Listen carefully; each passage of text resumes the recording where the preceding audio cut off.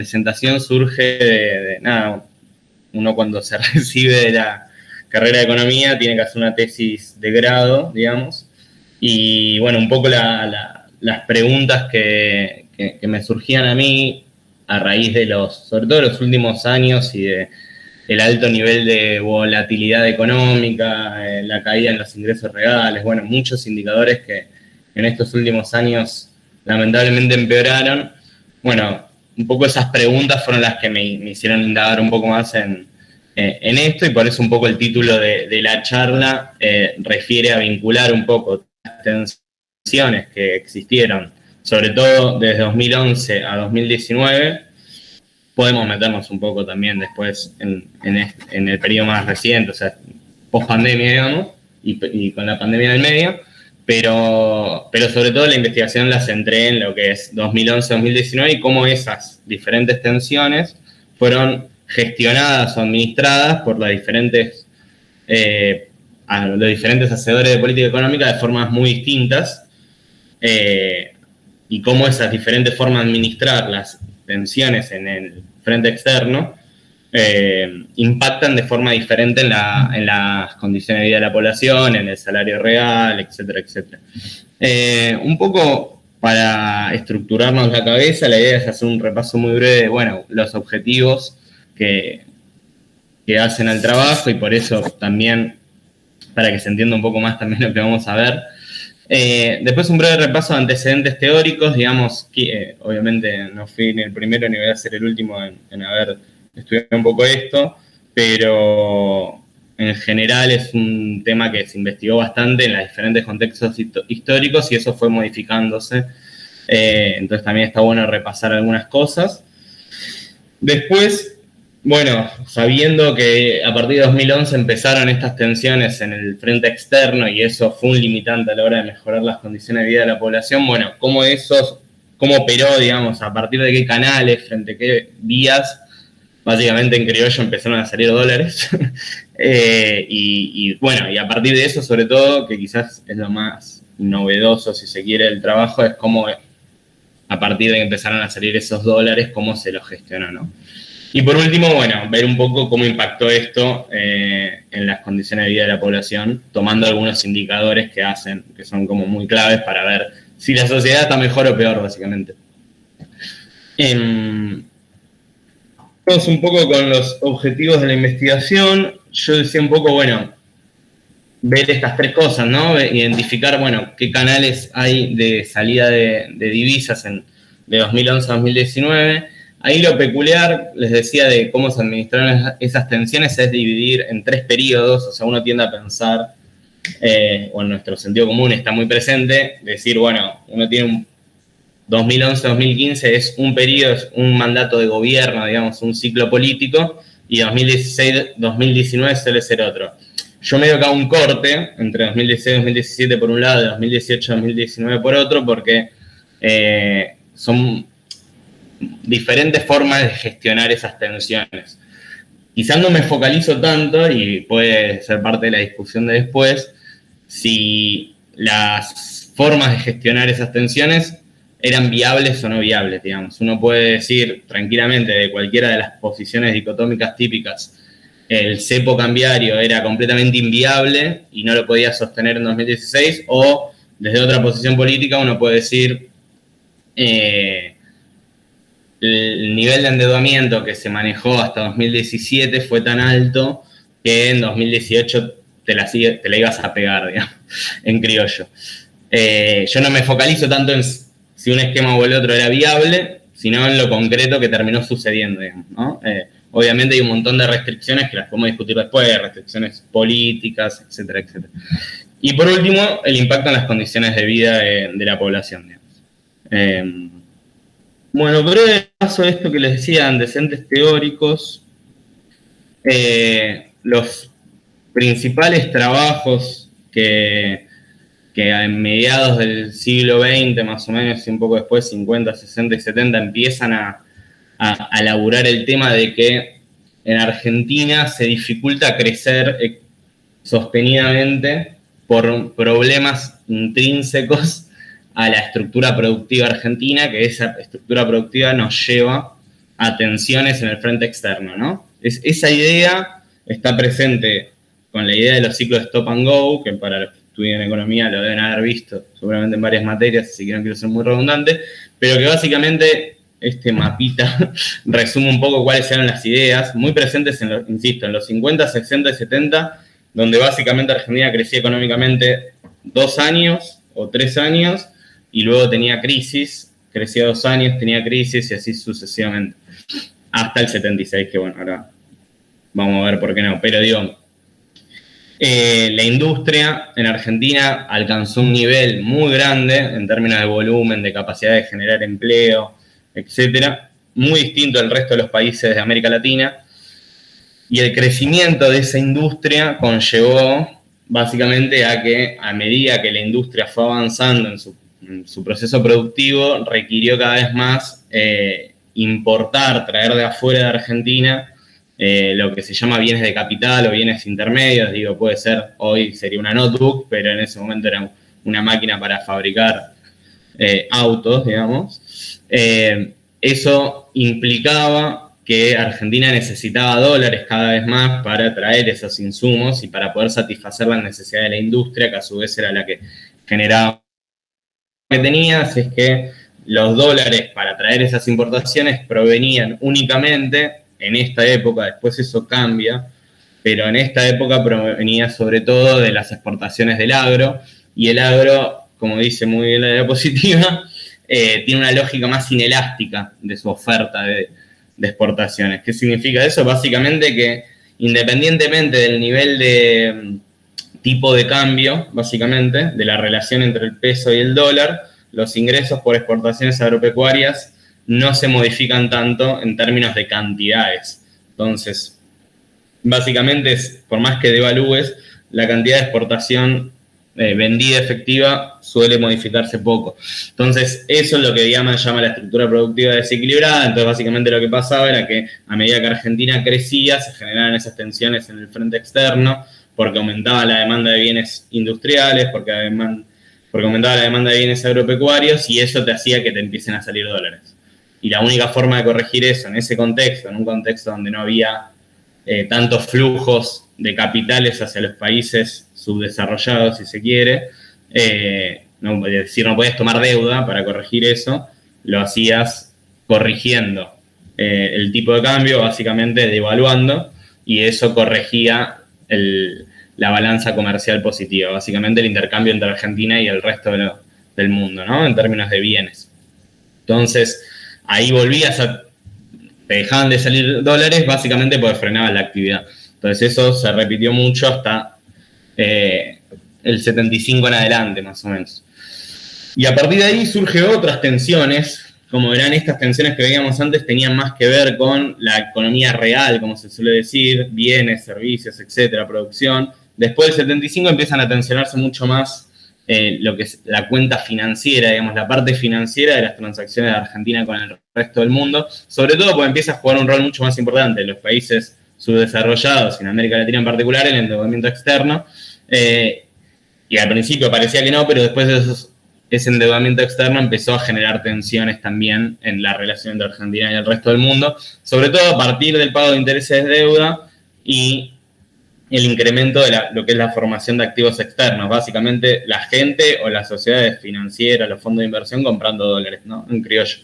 Eso se empezó a tensionar cada vez más, y la diferencia es que las crisis de ese momento, del 76 al 2001, fueron más severas, más fuertes, por ejemplo la crisis del 2001 o la del 89, que las mini crisis que tenías en el periodo anterior, que era stop and go.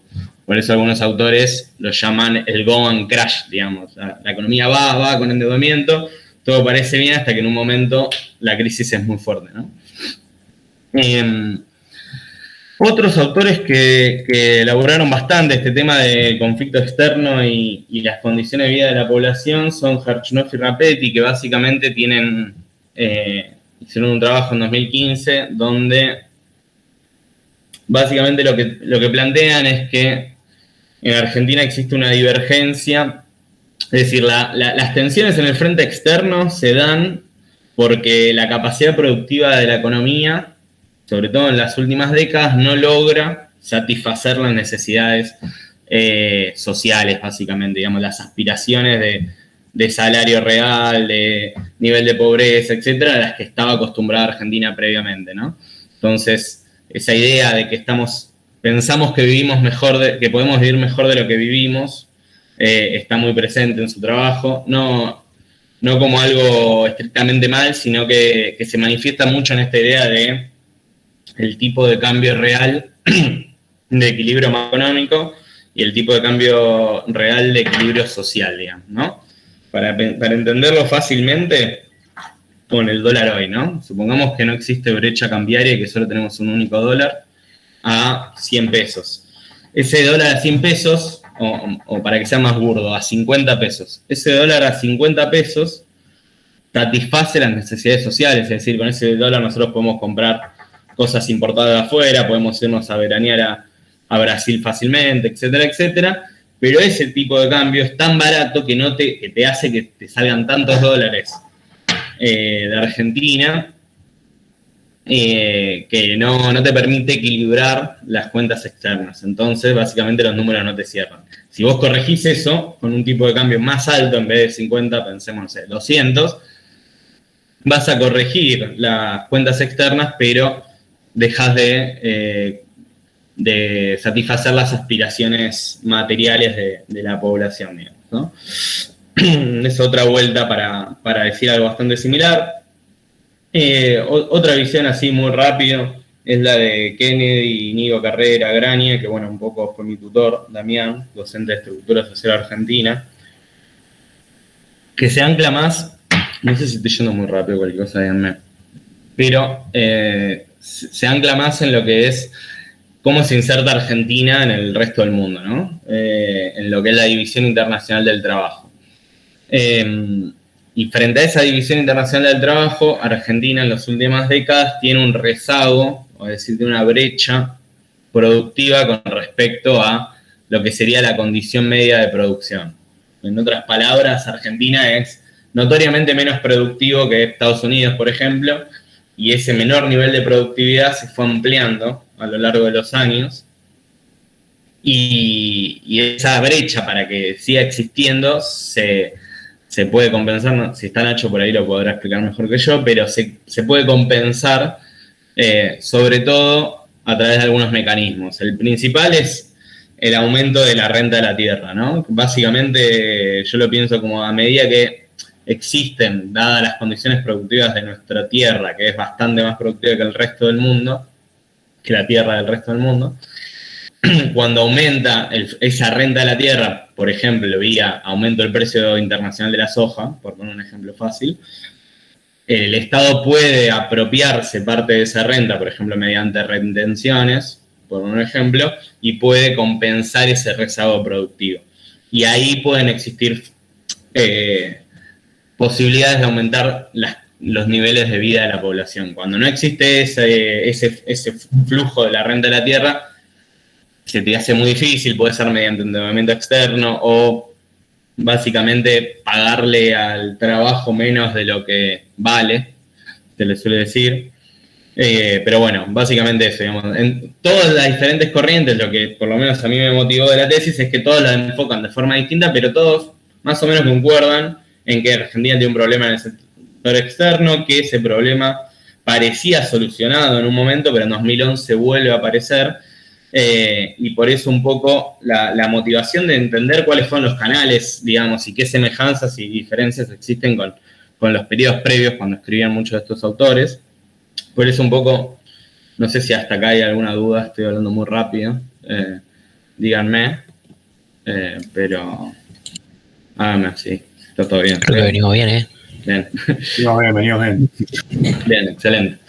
Entonces, bueno, nada, un poco eso que decía, a mí me motivó investigar un poco más cuáles fueron los canales y cómo se administraron esas tensiones por la novedad del asunto y porque es algo que, a propósito, claramente elegí 2011-2019 porque son, si uno piensa, los ministros de Economía son desde de toda vertiente económica, digamos, ¿no? De diferentes ideologías y aún así se toparon con este problema y dijeron, bueno, che, ¿qué hacemos con esto, no?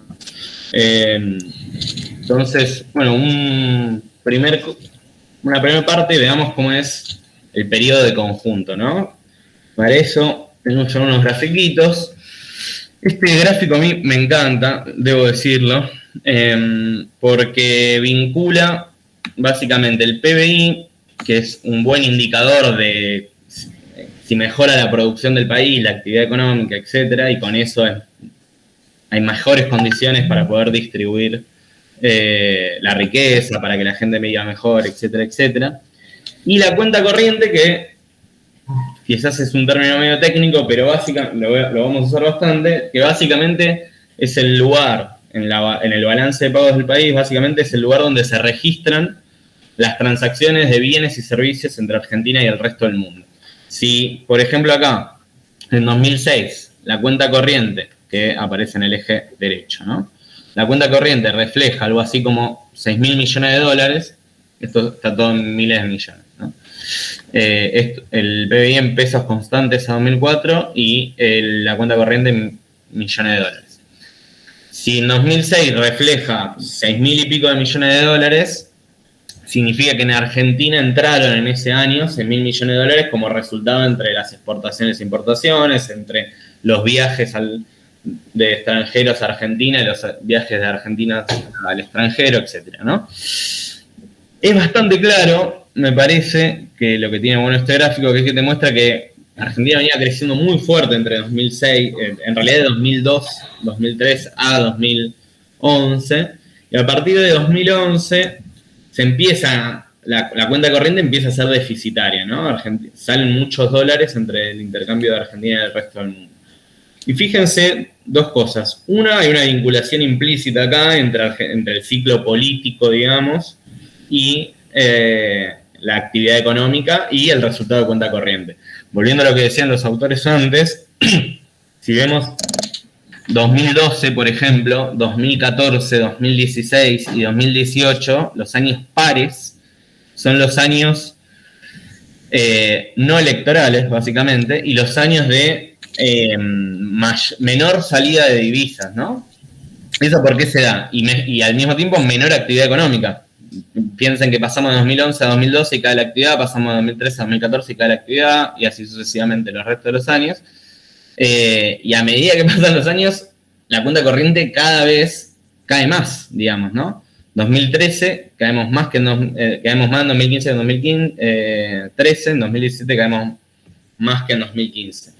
Básicamente lo que se terminó dando es que el frente externo se lo arreglaba vía controles cambiarios o vía evaluaciones, lo vamos a ver ahora, en los años pares, y eso te hacía que vayamos a una recesión, o sea, un poco parecido a lo que básicamente una suba del tipo de cambio, ¿no? Bastante parecido a lo que decían los autores antes, y eso te frenaba la actividad. Y fíjense, lo más triste, lo más deprimente es que llegamos a 2019 y le falta la pandemia todavía, con un nivel de actividad menor al de 2011, lo cual obviamente no quiero invitarlos a suicidarse, pero bueno, hay claramente un problema acá, ¿no? En las tensiones en el frente externo.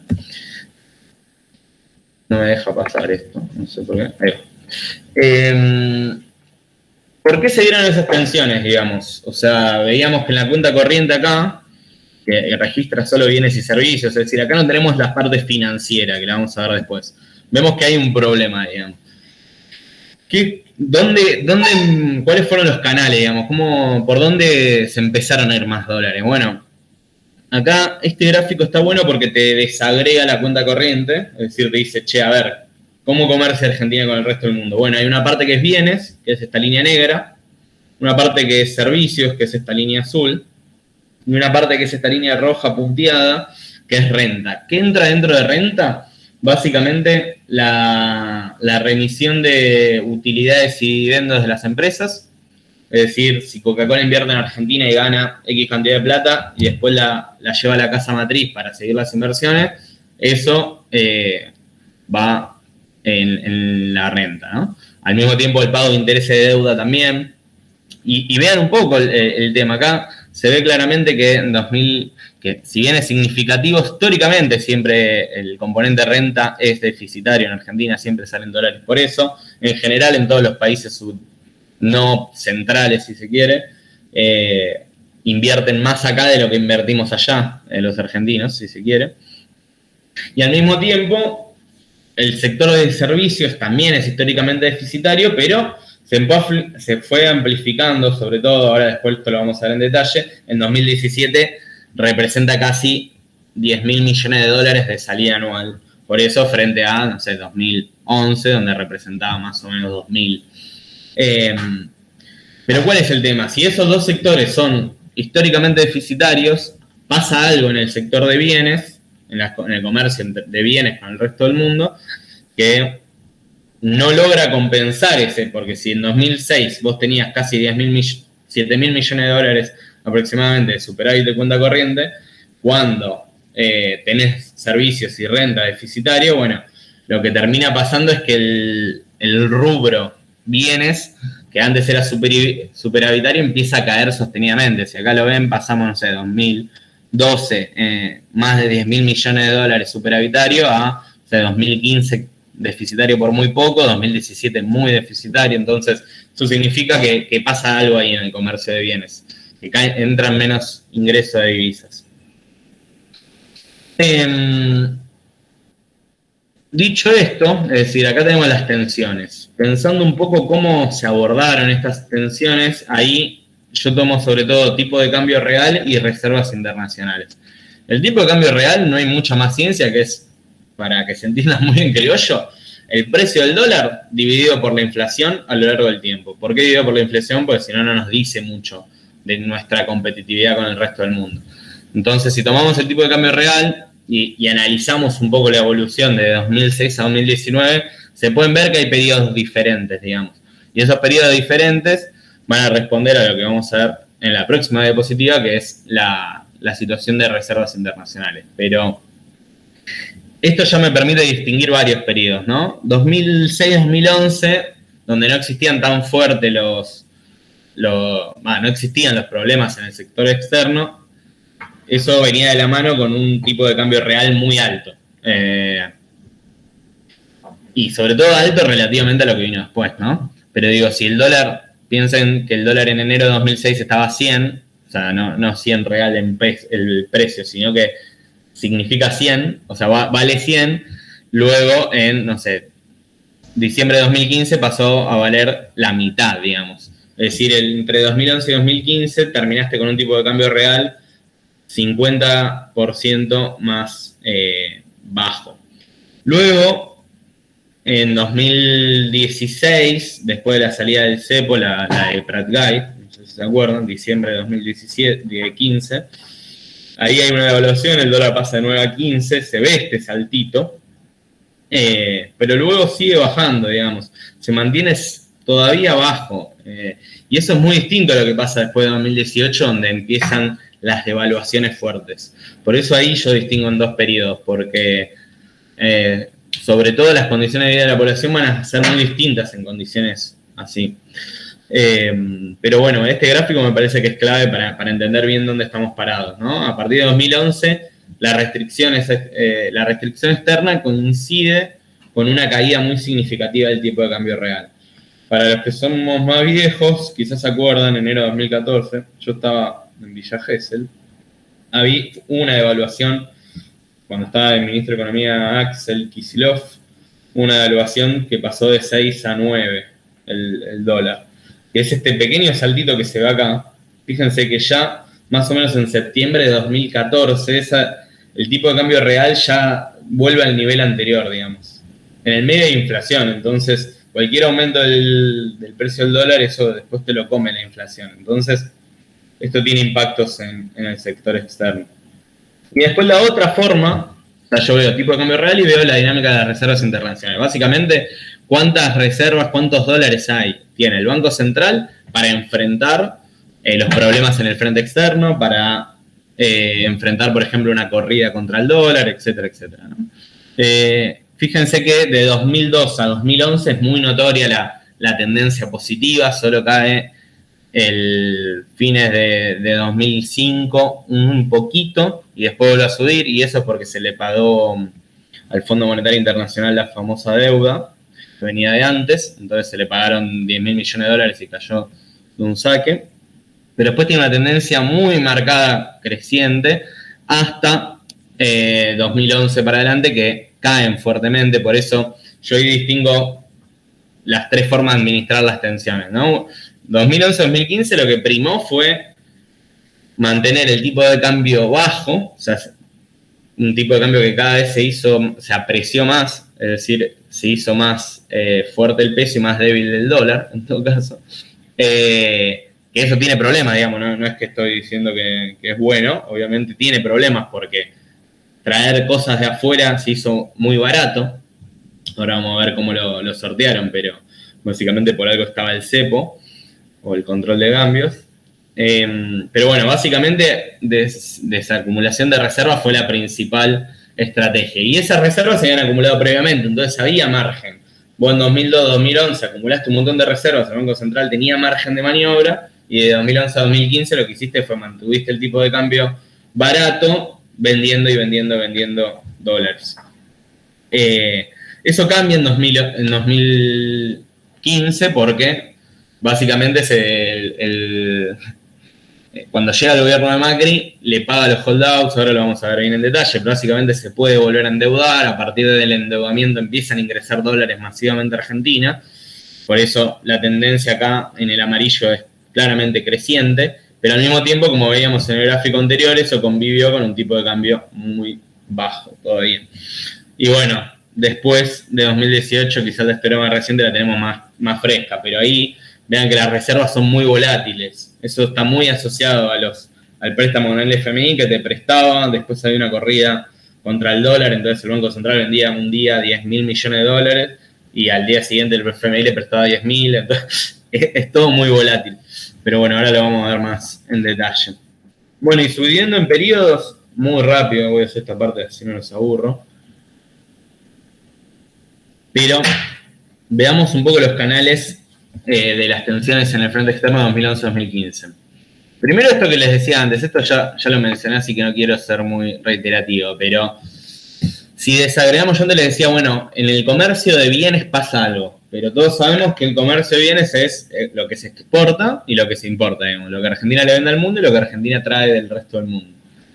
Y acá está más desagregado, entonces se puede ver que entre 2006 y 2011 había una brecha importante entre lo que se exportaba y lo que se importaba, es decir, entraban bastante dólares por eso. Este es el total, ¿no? De exportaciones e importaciones anual en millones de dólares. Y acá, a partir de 2011, eso empieza a caer. Pero fíjense que las importaciones no es que crecen masivamente. Es decir, si bien veíamos que acá, no dejo volver para acá. Acá veíamos que el tipo de cambio real, es decir, el dólar estaba muy barato, en criollo.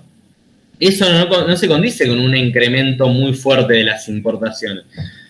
¿Por qué? Básicamente porque existían controles cambiarios. Entonces, al vos poner restricciones a las importaciones y que existían lo que se llaman las de high, básicamente uno tenía que firmar una declaración jurada para importar algo. Entonces eso hizo que hasta en 2014 y 2015 caigan las importaciones. Pese a que el dólar estaba muy barato, digamos, ¿no? Pero claramente lo más fuerte es el tema de las exportaciones de bienes, que en 2011 pasan de 83.000 millones de dólares anuales a menos de 60.000 millones de dólares. Entonces, eso o sea, tampoco lo desagregué mucho en la tesis, la verdad, pero hay una parte que claramente es porque cayó el precio internacional de las materias primas, o sea, lo que antes vendías a $500 la tonelada de soja, la pasaste a vender a 400, por poner un ejemplo así muy burdo.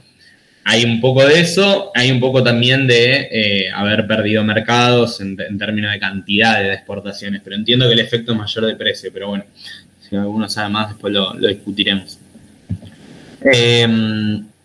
Entonces, bueno, básicamente los canales, el canal principal en ese momento de salida de divisa fue este, ¿no? Fue lo comercial. Esto va a ser muy distinto después, por eso. Y bueno, y la forma de abordar ese problema, un poco lo decíamos, se evitó a toda costa una devaluación, ahí claramente empiezan a jugar las cosas que yo no me meto en la tesis, digamos, las restricciones políticas a esa devaluación. ¿Podía el gobierno de Cristina Fernández de Kirchner hacer una devaluación? Sí, no, cómo, etcétera, etcétera, pero en síntesis la desacumulación de reservas fue muy importante, se apreció fuerte el tipo de cambio, la moneda nacional, digamos, se hizo más barato el dólar, en niveles muy parecidos a los de la convertibilidad, el famoso 1-1, y quizás eso es lo que permitió aguantar, se impuso un régimen de administración cambiaria. Que si acá lo ven en el gráfico, el tipo de cambio real, entre ese periodo 2006-2015, acá en enero, donde aparece enero 2012, es cuando se impone el cepo, el famoso cepo. Entonces eso permitió mermar mucho. ¿Qué tiene el cepo? De bueno y de malo. De bueno es que te permite que se te vayan mucho menos dólares, digamos. En el corto plazo, si uno quiere frenar que la gente compre masivamente dólares y que con eso el dólar se vaya a 500 pesos, bueno, un control de cambios permite eso. Lo malo es que primero que no te entran, porque te entran mucho menos dólares, porque todos prefieren vender sus dólares en el paralelo. En ese momento el paralelo, el blue estaba, no sé, 9, 10 pesos, después se fue a 15. Hoy el blue está a 200, entonces todos sabemos que si tenemos dólares no vamos a ir al banco, no lo vamos a vender en Santander a 100, sino que vamos a ir al blue y venderlo a 200, digamos.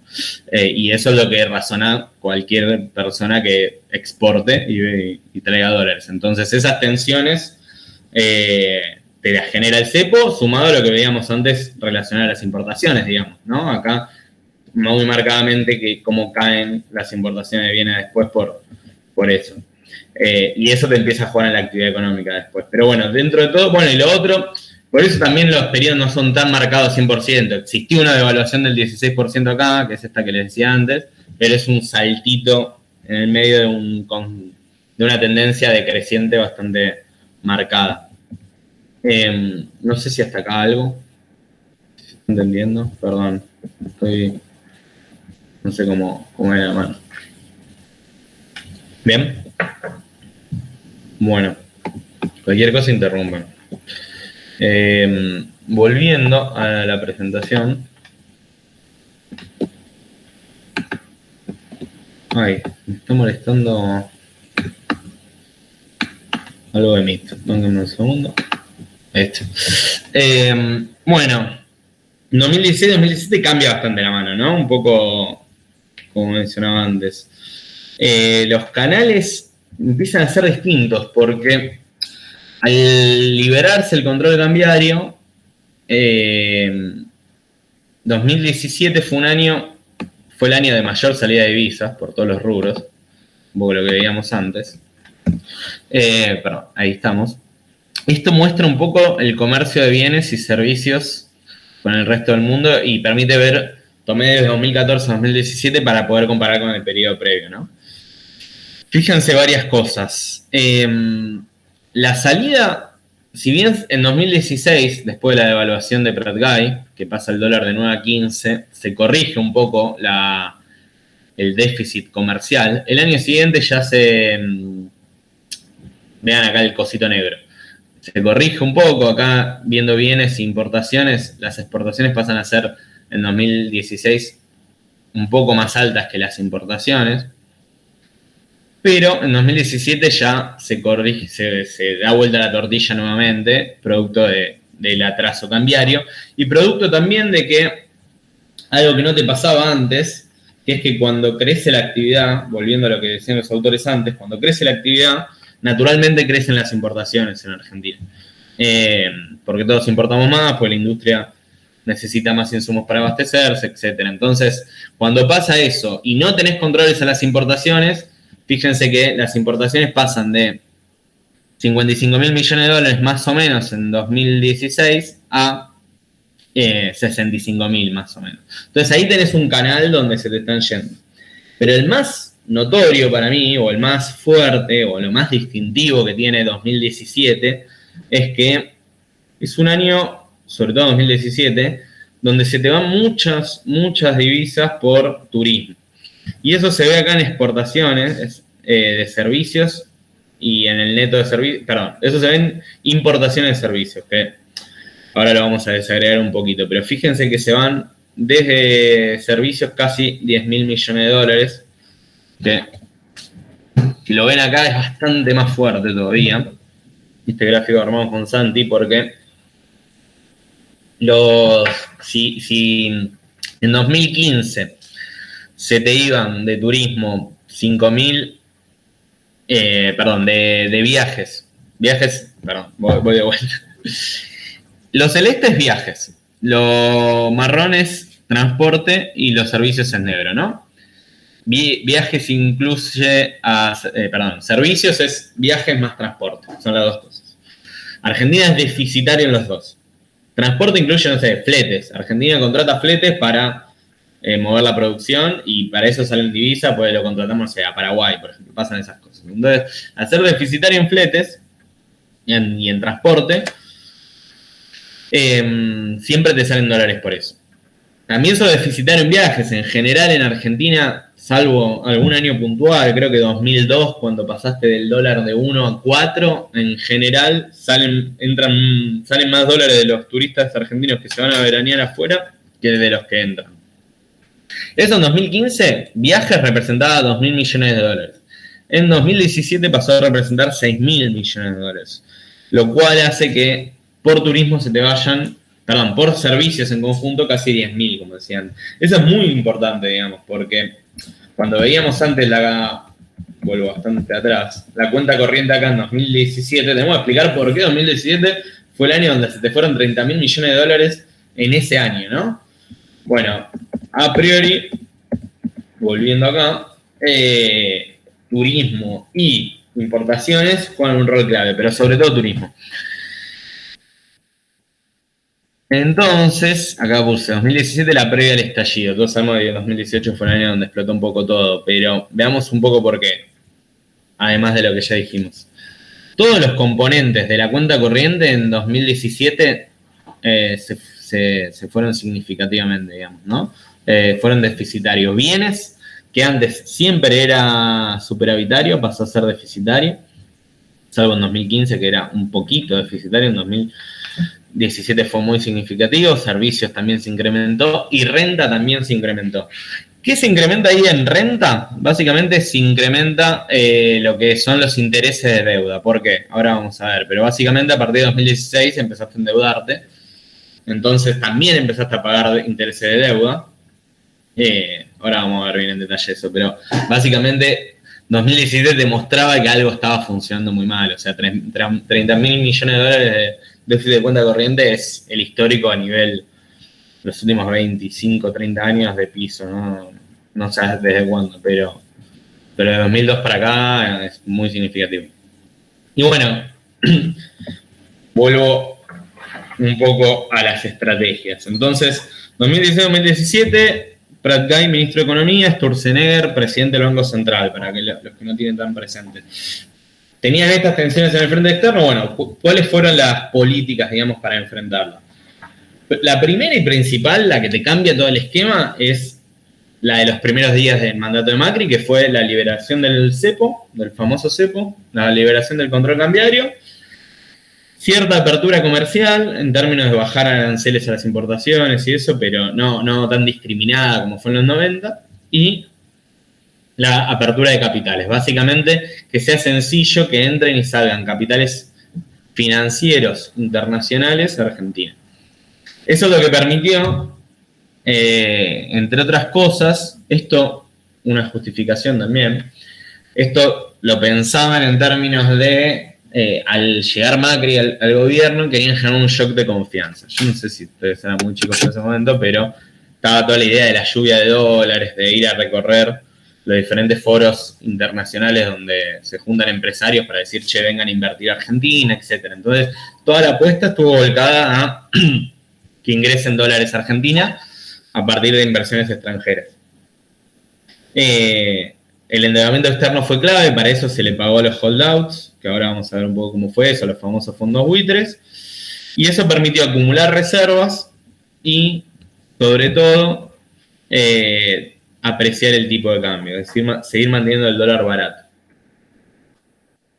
¿Qué pasó finalmente con los dólares? Bueno, viendo cómo se financió, yo decía, 2016 tuviste, volviendo atrás un poquito, en 2016 tuviste 15.000 millones de dólares que se te fueron, en la cuenta corriente y en 2017 tuviste más de 30.000. ¿Cómo financiaste eso, digamos? ¿Cuál fue tu estrategia? Bueno, a raíz del pago de los fondos buitres te permitieron básicamente endeudarte. Este gráfico para mí está buenísimo porque te muestra la relación entre ese déficit en cuenta corriente, que, bueno, acá está el número, el pedo, me fijé antes, pero que es más o menos 15.000 millones en 2016 y 31.000 millones en 2017. Antes decíamos, el gobierno anterior lo financiaba con las reservas que había acumulado en el periodo previo y poniendo el control cambiario. Acá fue muy marcada la diferencia. Fíjense que pasamos 2014-2015, donde no te podías endeudar al resto del mundo, porque tenías el famoso fallo del juez Griesa. Cuando se arregla eso, empieza la entrada muy masiva de capitales.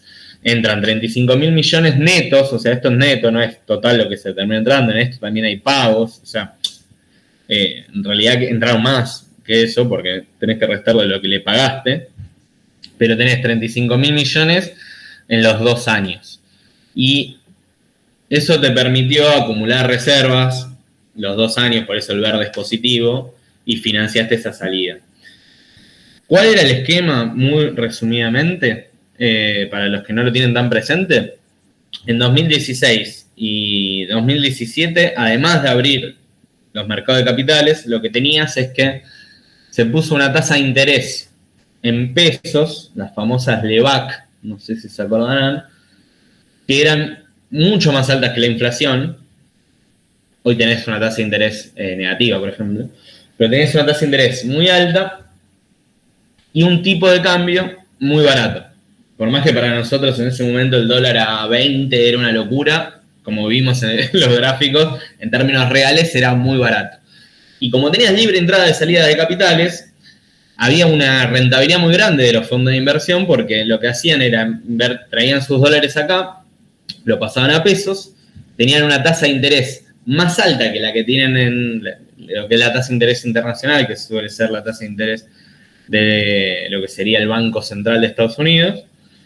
Tenías una tasa de interés en pesos más alta que la que tenía el Banco Central de Estados Unidos, entonces lo ponían en una LEVAC, con eso le daban intereses, tenían una ganancia y con esa ganancia después podían comprar el dólar barato y más dólares que los que habían traído, ¿no? Ese esquema fue muy eficiente para acumular reservas, o sea, si ven 2016-2017, pudiste financiar bien el problema. Claramente después te trajo muchos problemas, digamos, no estoy defendiéndolo, pero sí clarificar un poco eso de que... Y sobre todo que la famosa lluvia de dólares, esto que está en el título, que no lo dije todavía, no terminó siendo productiva. Eso está muy claro, digamos. La línea negra son las inversiones extranjeras directas. Las inversiones extranjeras directas no entran las financieras ahí, la IED, esto que está acá abajo. Solo entra Coca-Cola viniendo acá, no sé, la empresa que va a producir hidrógeno verde que se anunció el otro día. Ese tipo de inversiones son productivas para producir bienes. Fíjense que en 2015 pasamos de 10.000 millones de dólares anuales de inversión extranjera directa a 2016 que caíste muy fuerte, casi nula fue la inversión extranjera directa ese año. Después en 2017 volviste a recuperar, pero no es que hubo una lluvia de dólares masiva de empresas internacionales invirtiendo en Argentina, sino que lo que entraron fueron muchos fondos de inversión. Volviendo un poco a lo que se veía antes, acá está el tipo de cambio real. Fíjense que prácticamente después del acuerdo, o sea, primero tenés un saltito, ese famoso saltito, que es la devaluación de Prat-Blay, la salida del control cambiario. Luego, si bien sube un poco, cuando ya te permite endeudarte, entran masivamente dólares por deuda, entonces el Banco Central tuvo la definición de mantener el dólar planchado, después tuviste las elecciones y lo seguiste planchando, entonces nada, era el mundo ideal, digamos. Para los que les parece raro, vos te hacías una cuenta en Santander y podías comprar masivamente los dólares, digamos, algo que ahora no se puede, y además existían esos dólares y estaban relativamente baratos, entonces así con todo, ¿no? Pero no sé si tienen dudas, díganme igual. Voy a parar un segundo para no sé si estoy tirando mucha info.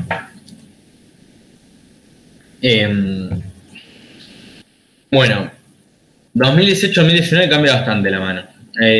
Los canales pasan a ser bastante distintos porque empiezan las tensiones financieras, digamos.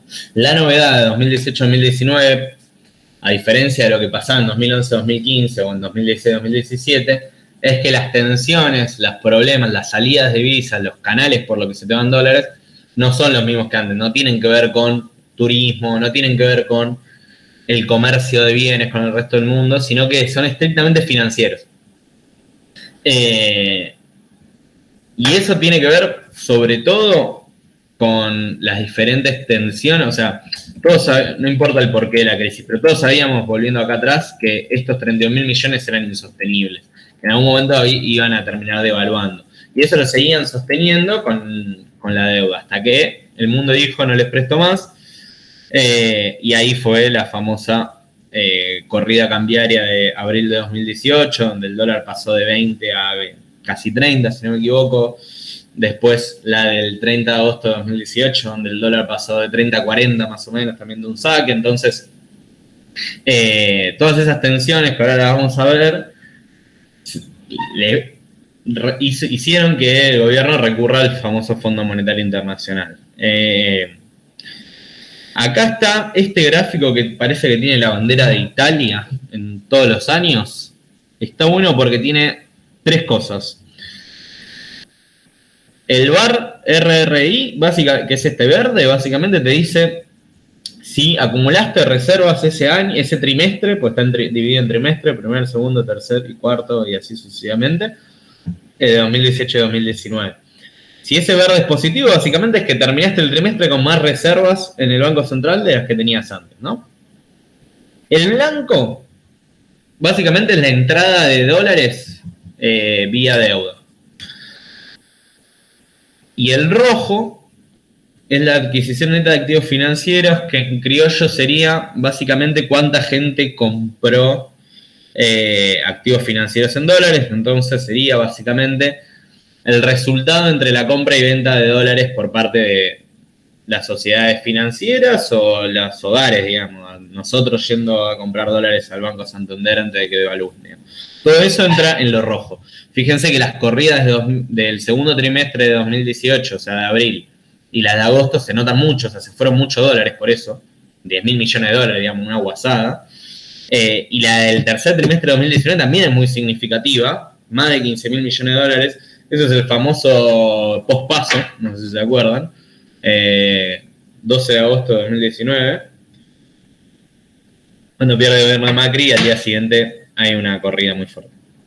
Esas son, por un lado, las salidas. Pero fíjense que al mismo tiempo entraban un montón de dólares. Entonces, entraban, salían, que son los que entran en blanco. Segundo trimestre son los primeros desembolsos del FMI, que representan casi 20.000 millones de dólares. El cuarto trimestre de 2018 también entran más de 20.000 millones de dólares. Entonces, esta dinámica es la que hacía que las reservas se moviesen así en el gráfico anterior que veíamos. Entonces, algo importante que cambia con respecto a los otros periodos acá es que además de que las tensiones vienen por el lado financiero, también se suelta el tipo de cambio real. Muchas veces, o sea, se suelta el dólar, digamos. Muchas veces eso ocurre por la corrida en sí misma, digamos, porque mucha gente va de un día para el otro a comprar dólares, sobre todo los fondos de inversión que habían entrado antes. Los fondos de inversión entran en 2016-2017 y después quieren salir, entonces, bueno, no me voy a meter tanto en ese detalle, pero esas tensiones generan devaluaciones. Y esas devaluaciones no las tenías antes. Entonces, esta hipótesis que veíamos antes de los ciclos de stop and go, de si las devaluaciones corrigen los desequilibrios, si se quiere. ¿Se acuerdan que antes decíamos, en los 60, 70, como la industria crecía, te salían dólares. Después vos devaluabas, subías el tipo de cambio, y con eso había una recesión y te corregían la salida de dólares. Ya no se te iban más dólares vía comercio de bienes. Fíjense qué pasa en 2018. En 2018 crecen las exportaciones y caen las importaciones, y lo corregí justo. Pero todavía esta parte de neto de servicios que básicamente es lo que veíamos antes, en lo que era turismo y todo eso, todavía sigue siendo bastante significativo. ¿Por qué? Para que no pensemos que las devaluaciones tampoco corrigen los desequilibrios eternos. Este es el veranito de 2018, que entra dentro de 2018. Todavía no había sido la devaluación. Pero yo no sé si se acuerdan, pero sí, ese verano de 2018 fue furor Brasil. Creo que la clase media argentina pasó mucha gente en Río de Janeiro, lo cual está perfecto. No estoy cuestionando, pero digo, fue muy fuerte. Era tan barato irte afuera que te convenía irte afuera que irte a la costa argentina. Después de eso se corrige lentamente, pero ya en 2019, fíjense que pasás a tener balance comercial positivo, que es este cuadradito negro, pasás a tener balance de bienes muy positivos, la diferencia entre importaciones y exportaciones cambia, las exportaciones crecen un poco, pero sobre todo lo que caen son las importaciones, o sea, la misma dinámica que veíamos antes. Vos devaluás, te dejan de salir dólares porque hay una recesión, entonces la gente consume menos, las empresas importan menos máquinas, etcétera, etcétera, entonces frenás un poco eso, lo cual, en el medio después de esto tener la pandemia, lo cual ahora nos vamos a empezar a topar, Dios quiera, porque son de los problemas buenos, con, si se sigue recuperando la actividad, con este problema, ¿no? Con que te empiecen a salir dólares por crecimiento.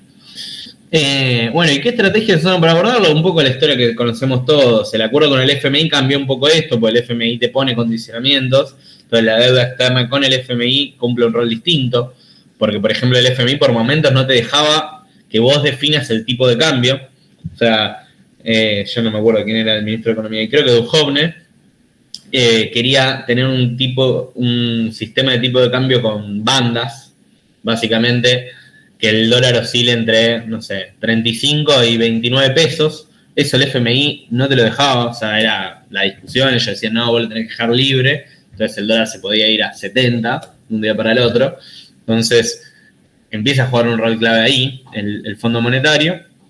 Los altos cambiarios son de gran magnitud, o sea, no es que vos corregiste el atraso cambiario que veíamos antes con devaluaciones muy chicas todos los días, sino que las devaluaciones eran de un saque, lo cual eso tiene mucho más impacto en la actividad económica. Y el resultado final de 2019, lamentablemente, pese a todos los dólares que ingresaron del Fondo Monetario y de la deuda, no quedaron en el Banco Central. Lo cual no significa que no estén en Argentina, digamos. Pueden estar en Argentina muchos, en la casa de cada uno de nosotros, guardados en el freezer, porque estaba barato el dólar y podías comprar.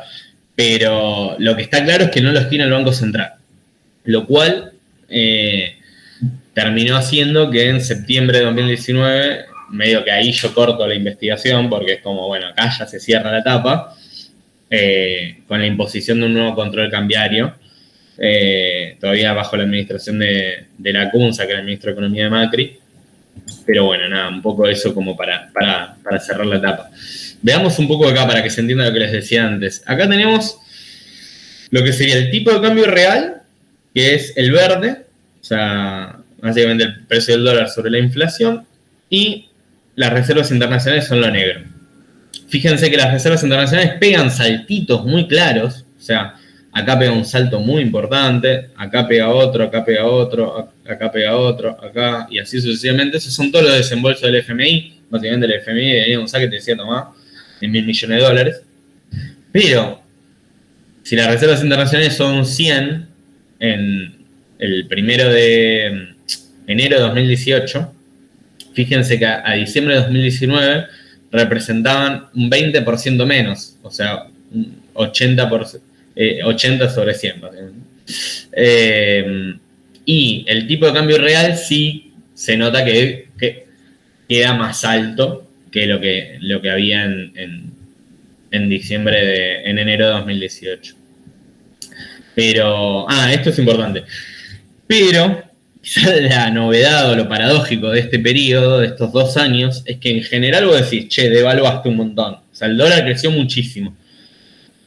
Por lo tanto, no deberías perder tantos dólares. Y al mismo tiempo tuviste un nivel de deuda muy alto, pero así todo, finalizaste con menos reservas que las que tenías previamente, lo cual te habla del nivel de volatilidad y de virulencia que tuvo todo este periodo, ¿no?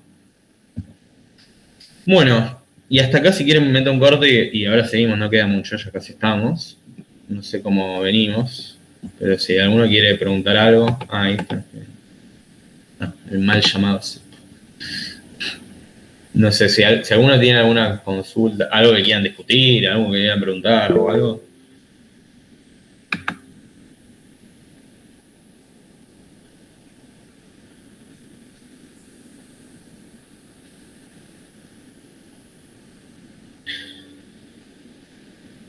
¿Comparada en qué sentido? O sea, ¿quiénes demandan dólares, decís, Seba? Claro, de qué sectores del país están demandando, están medio conformando la demanda de dólares del país en general? Te puedo hacer una mini respuesta, pero, o sea, claramente hay una parte que es comercial, en el sentido de que los importadores en Argentina, los turistas argentinos que quieren veranear afuera, todo eso es un componente que lo tenés siempre presente, que es lo que veíamos antes, eso siguen demandando dólares.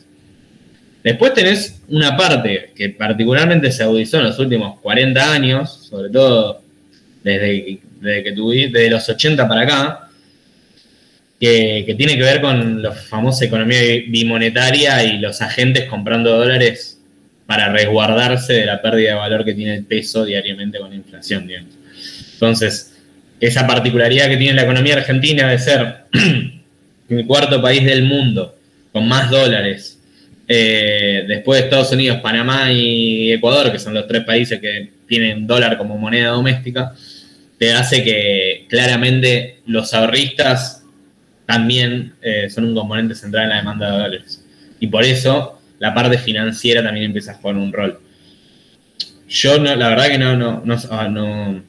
no sé qué fue primero, si el huevo o la gallina, para que pase eso. O sea, no sé si fue primero, después lo podemos discutir bien si quieren, pero no sé si fue primero que los agentes se dolarizaron y por eso se generaron tensiones en el frente externo, o si los agentes se dolarizan porque ven que todo el tiempo va a saltar el dólar, lo cual es completamente racional, y que todo el tiempo el peso pierde valor. Entonces, nada, ahí ya llegamos a un nivel de ciclo hay tanta agua bajo el puente que es medio difícil verlo. Lo que sí está de claro que los argentinos ahorramos en dólares. No todos, digamos, ¿no? Pero en general se suele usar mucho. Bueno, si quieren cerramos un poco con esto, que básicamente es como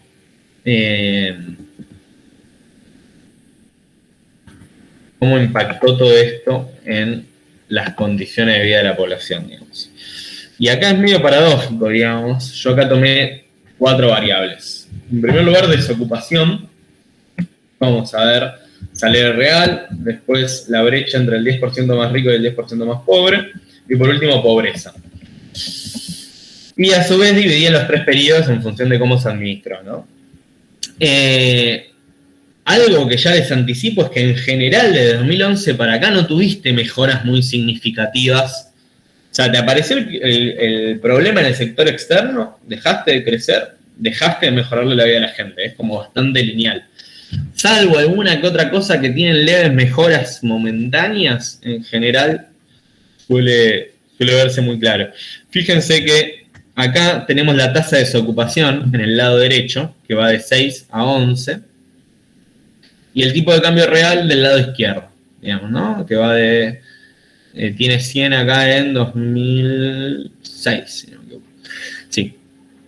Entonces, fíjense que... No, 2006 no. Esto es 100 en... 100 después de la evaluación de 2015. Fíjense dos cosas. Uno, que el tipo de cambio real en el primer periodo cae significativamente, pero eso no va de la mano con es decir, el dólar se abarató mucho, pero eso no parece muy relacionado con una caída del desempleo muy fuerte.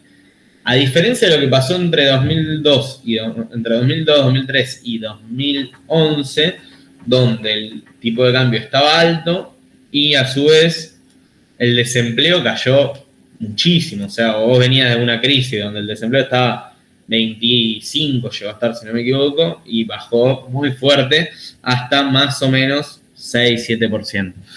Ese 6-7% se mantiene más o menos constante entre 2011 y 2015 y no parece tan fuertemente asociado al tipo de cambio real. Fíjense, por ejemplo, que acá en 2013 tenés el máximo de este periodo, o sea, un desempleo casi de 8%, pero después pasa a 6,4, digamos, sin que haya una apreciación del tipo de cambio muy fuerte. Pero sí, después fíjense que cuando aparece la primera devaluación acá, en la de Pratt Guy, crece fuerte el desempleo, digamos. O sea, ya en el segundo periodo, la devaluación empieza a tener un impacto más fuerte con respecto al desempleo. Esto, muy rápido, ¿no? Lo estoy explicando, pero para que se entienda básicamente. A diferencia de lo que había pasado antes, donde la devaluación de enero de 2014 pasó el desempleo de 6,5 a 7,5, acá la brecha fue bastante más fuerte, ¿no? Pero sobre todo arranca un nivel de volatilidad mucho más marcado, digamos. Estos sube-bajas tan rotundos me parece que tienen que ver con esta idea de que se intentó evitar una devaluación justamente por esto, hasta 2015, para no tener un impacto tan fuerte en las condiciones de vida de la población. Pero después cuando eso ya es insostenible o no, digamos, eso es discutible, el desempleo se empieza a disparar un poco más y sobre todo en el último periodo está claro que las devaluaciones tienen un impacto muy fuerte acá, ¿no? El desempleo finaliza el cuarto trimestre de 2019 superior a los 2 dígitos y recién este año el último dato volvió a los 9,5 más o menos, si no me equivoco. Y después acá tenemos salario real. Salario real básicamente es el mejor indicador para ver la capacidad de compra que tiene el salario, ¿no? Obviamente está dividido, es real porque está dividido por la evolución de los precios y en particular se toma el ingreso por ocupación principal, que es un indicador que hace el INDEC. Ese indicador en particular no te mide el impacto de la política social, es decir, solamente es el trabajo, el ingreso por salario, digamos, ¿no? Lo cual es importante porque hay algo que no está contemplando, si queremos medir cuánto tiene la gente en el bolsillo, digamos, ¿no? Pero independientemente de eso, es un muy buen indicador de cómo está la capacidad de compra de la gente y es un muy buen indicador también para ver cómo viene la cuestión electoral, inclusive. Fíjense una cosa. Si partimos de 100 en 2011, fíjense que pese a que el tipo de cambio real en todo el periodo cayó 33%, el salario real no muestra una mejora muy fuerte, digamos. En general permanece estancado y sobre todo al principio crece, después cae muy fuerte acá en enero de 2014. Acá fíjense, pasa de 104 a 95, o sea, cae casi un 10%. ¿Por qué? Por la devaluación de enero de 2014. O sea, sí parece que en términos de ingreso, en términos de bolsillo de la gente, el tipo de cambio real cuando pega un salto brusco, cuando sube muy fuerte, eso sí, es una novedad, digamos, todo lo tenemos bastante presente, ¿no? En Argentina sobre todo, pero bueno, no está mal decirlo. Pero la magnitud en la que crece el salario real cuando salta cuando cae la magnitud en la que cae el salario real cuando salta el tipo de cambio no es la misma que cuando se aprecia, digamos. Eso está muy claro, digamos.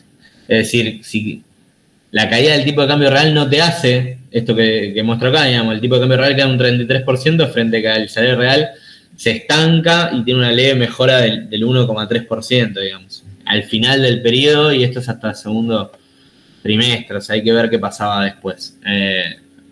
No está en el medio porque la EPH estaba todo el quilombo del INDEC y no hacía encuestas.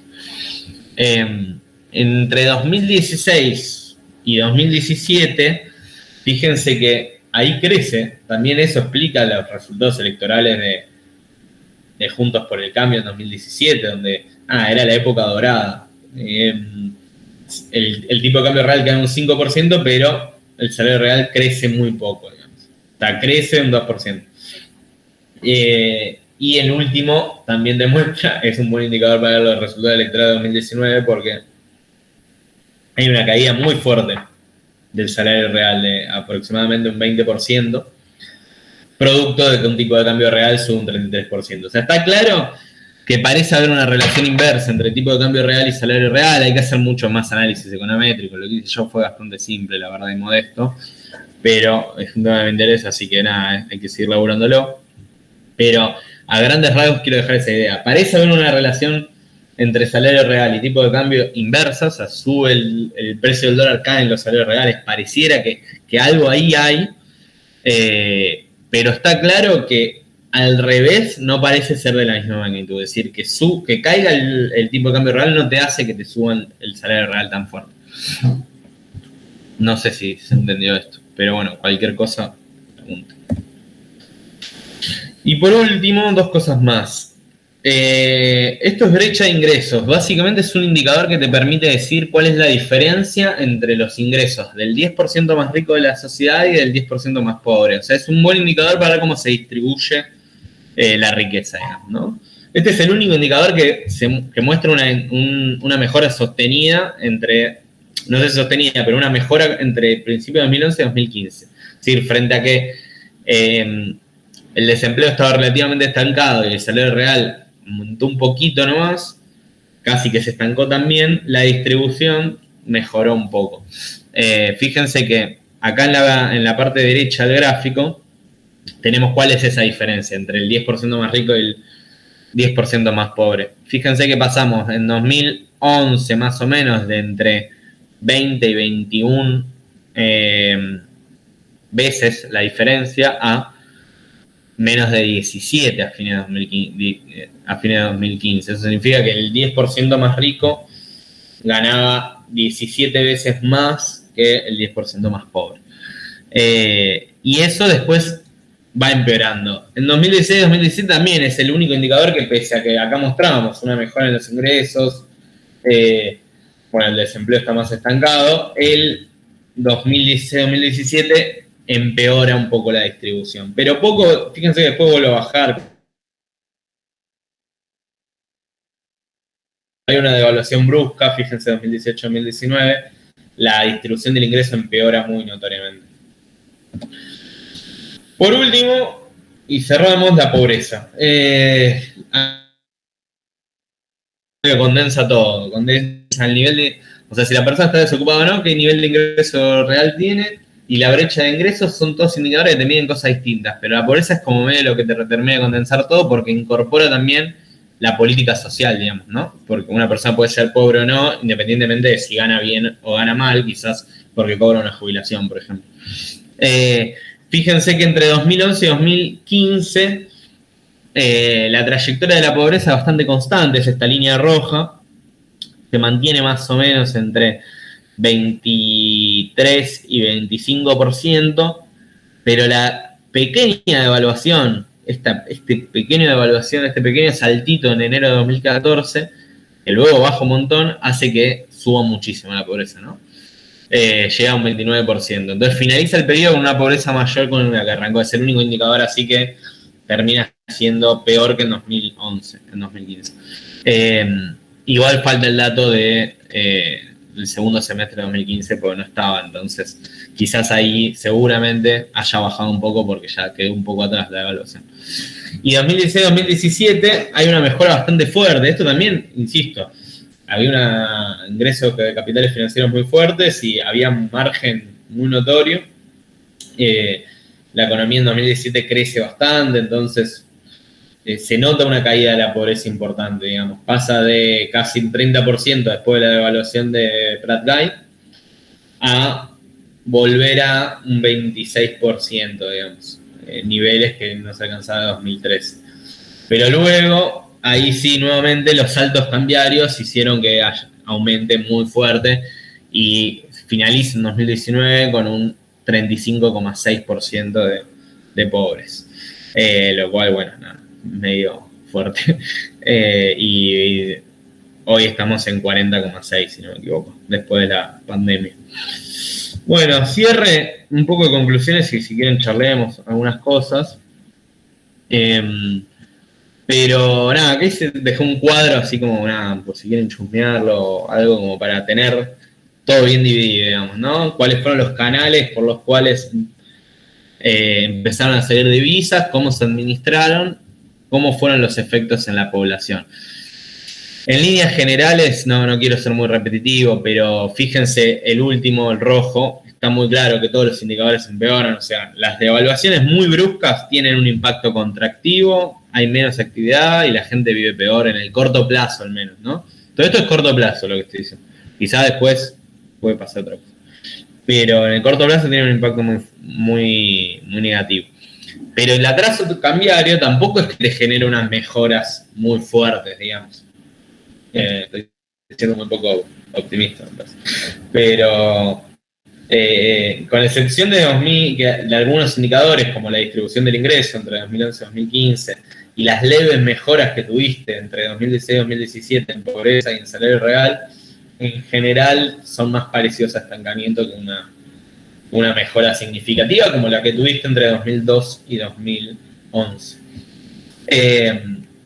Entonces, nada, eso, como cierre, un poco la conclusión de la investigación es que está claro que el problema externo lo tenés que abordar en términos estructurales, porque ahí tenés un limitante estructural para mejorarle la calidad de vida a la gente. Y esa mejora de la calidad de vida de la gente te la topaste en 2011 y hasta hoy todavía no hay mucho atisbo de que se haya solucionado. Entonces, si Argentina quiere entrar en un sendero de desarrollo sostenible, un crecimiento sostenible, eso hay que abordarlo. Y después, por otro lado,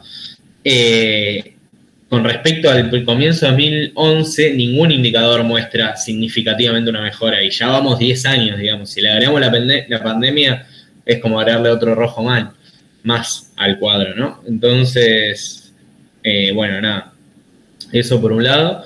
Y después esto que les decía, digamos, si bien todos los indicadores sociales muestran un empeoramiento en el corto plazo, luego de devaluaciones de gran magnitud, cuando se atrasa el tipo de cambio y se mantiene el dólar barato, tampoco es que se vincula con efectivamente un mayor bienestar social tan rápido.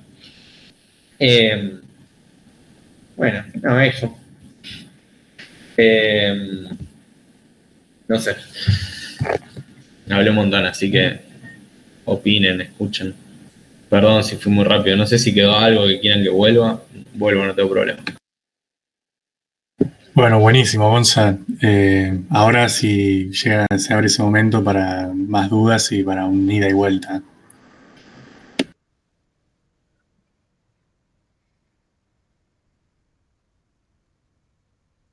A mí me gustaron mucho las conclusiones como a las que se llegan, como esto de que es necesario como cambiar las cuestiones más estructurales para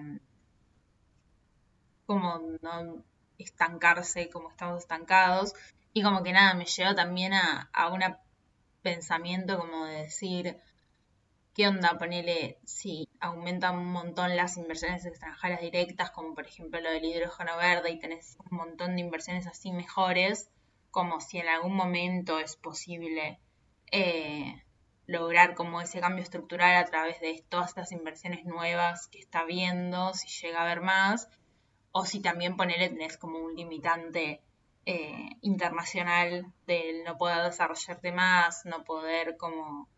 eh, no sé, aunque sea, no sé, empezar a producir, por ejemplo, una industria que genere tipo divisas y no solamente depender de, del sector agropecuario, como es, por ejemplo, lo del hidrógeno verde. Nada, eso como me genera como ciertas ganas de primero analizar qué onda el 2021, 2022, como buenas expectativas a la vez, como una buena perspectiva de futuro que siempre se tiene después de una recesión, porque así son los ciclos económicos. O sea, bajás y en algún momento tenés que volver a crecer. em, porque así es la naturaleza. Entonces nada, como siento que ahora puede haber una posibilidad de cambiar estructuralmente las cosas y como que mi esperanza es que se haga de una forma bien y no se vuelva a hacer lo mismo como para después en 5 años volver a pasar por el mismo problema, menos 2 años, 2023, 2024.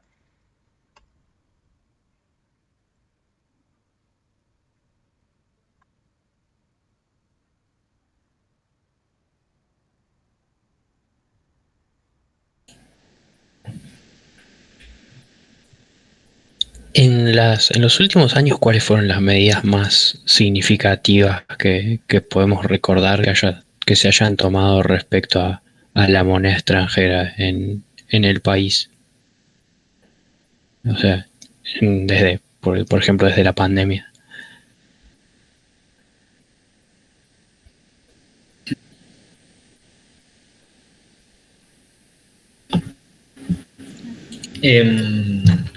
Respondo un poco esto de deseo, me parece clave, y después si volvemos a lo del agua, porque también me parece que es otro punto largo de debate. O sea, a priori,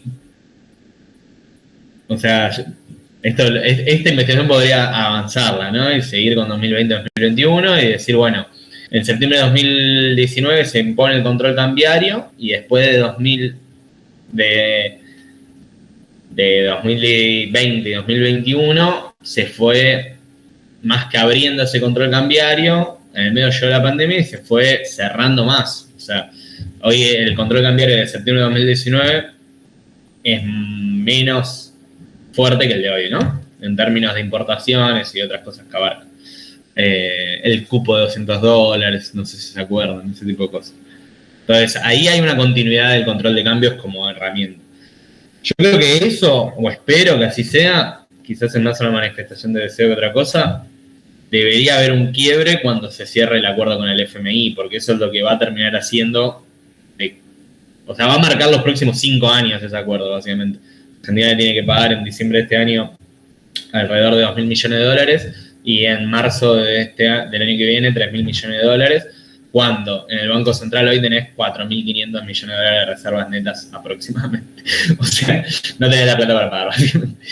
¿Qué pase con ese acuerdo? Si terminan pagando, acordando, ¿no? Cuándo, si logran refinanciarla para más adelante, lo que sea, va a determinar cómo va a ser la próxima forma de administrar esta tensión. Cuánto crezca la economía también va a ser otra variable que va a impactar, pero a priori desde septiembre de 2019 hasta hoy no hubo un salto cambiario fuerte. Sí, el tipo de cambio real, si uno ve el gráfico, Martín Guzmán sobre todo, tuvo una política de lo que se llama crawling peg, que básicamente es devaluar todos los días un poquito. Y eso fue algo que hizo que el tipo de cambio, el oficial, no se atrase fuerte. Lo que sí en los últimos meses se fue amplificando la brecha, lo cual eso es un problema, porque hoy tenías, el mes pasado, por ejemplo, salieron muchísimos dólares de importadores que veían que había una brecha muy grande entre el oficial y los tipos de cambios financieros y paralelos, y que además venían las elecciones, entonces las expectativas de que haya un salto en el tipo de cambio eran importantes, entonces los importadores lo que hacían básicamente era, en vez de comprar 2 computadoras, compraban 5, porque sabían que después le iban a comprar más caras. Entonces, esa cuestión de la brecha sale por todos lados, digamos, siempre vas a tener algún problema, no es que te resuelve todo. Entonces, nada, hay que ver cómo evoluciona. Y como lo decía Lau, para mí es central, o sea, no quiero ser pesimista, pero para mí está bueno discutir un poco también eso, digamos, si hemos leído trabajos o cosas que digan, bueno, hay que discutir esto en el largo plazo de tal forma, digamos. Una de las preguntas que yo tenía cuando empecé la tesis era que las inversiones extranjeras directas, en el corto plazo, o en los primeros años, mejor dicho, te generaba un ingreso de divisas, sobre todo, por ejemplo, en los 90, pero después, cuando manejabas un nivel de extranjerización más alto de la economía, cuando esas empresas ganaban dólares, y remitían sus utilidades a su casa matriz, se te iban también. Entonces quería ver un poco eso.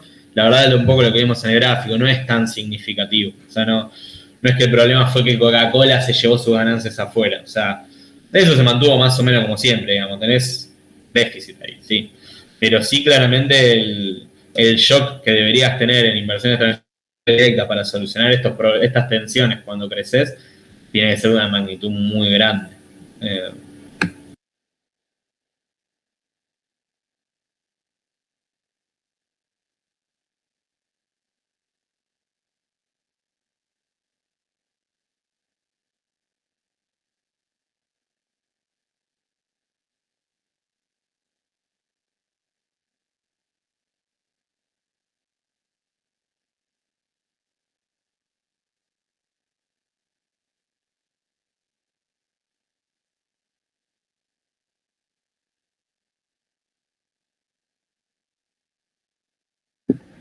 Bueno, no sé si hay otra duda. A mí algo que me quedó también pensando es que cómo se hace también, ¿no? Porque evidentemente la apreciación y el atraso cambiario generan problemas, dificultades, pero salir de eso siempre es difícil a futuro, porque encima sube el dólar y sube la inflación y te empeoran los indicadores y mismo con la aceleración de la inflación no lográs mantener el tipo de cambio alto.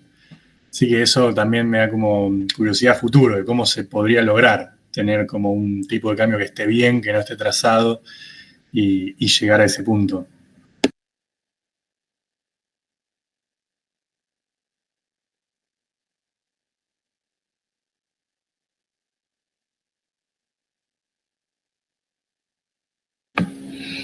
Sí, para mí ese es un tema central.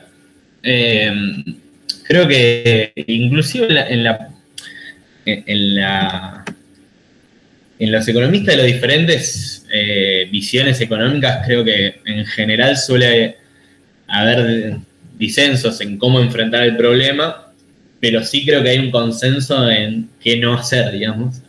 Y ahí creo que el atraso cambiario es algo que, que sabés que tarde o temprano eso va a pegar un salto fuerte y ahí va a ser peor la cosa. Eso creo que tenemos la experiencia de la convertibilidad también muy fuerte. O sea, la convertibilidad, bueno, yo no lo tomo en el periodo, pero todo eso terminó en una crisis muy grave.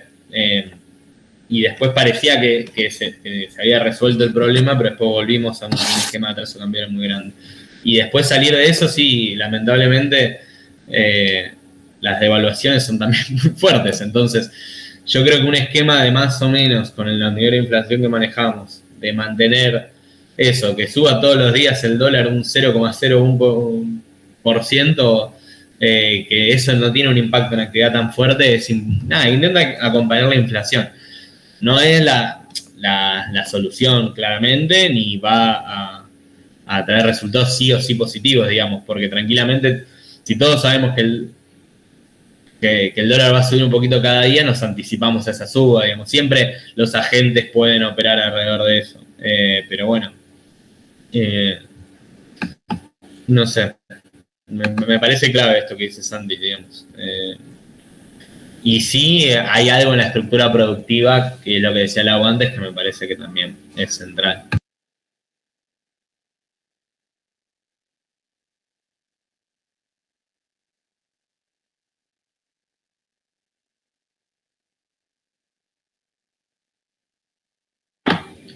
¿Hay alguna otra duda, algo que les haya quedado pendiente? Aprovechen.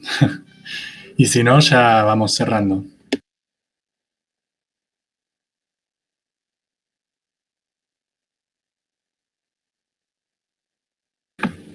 Bueno, gracias por participar. Nada, espero que algo les haya gustado y bueno, nada, que les haya motivado a hacer su tesis o a pensar cosas de su tesis. Está copado el tema, la verdad, y está buena, está bastante completa los datos y la investigación. Bastante.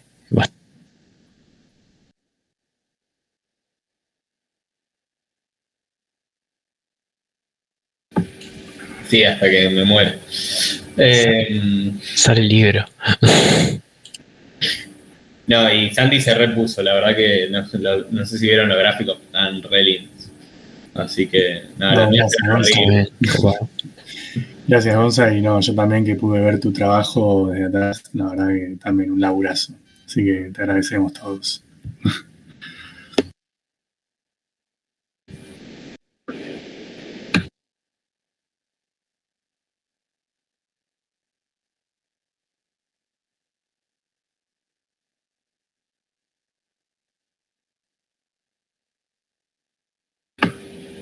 Bueno, gracias por todo. Que anden bien. Chau, Chi. Gracias. Gracias, Gonza. Adiós. Chao, gracias. Suerte.